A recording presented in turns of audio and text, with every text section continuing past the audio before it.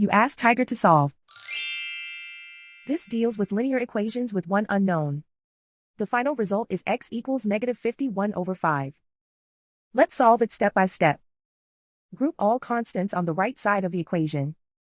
Subtract 3 from both sides. Group like terms. Simplify the arithmetic.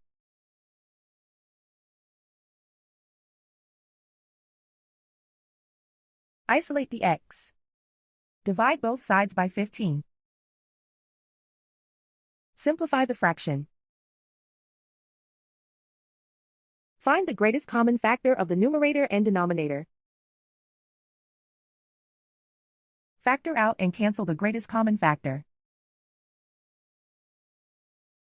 And so the final result is x equals -51/5.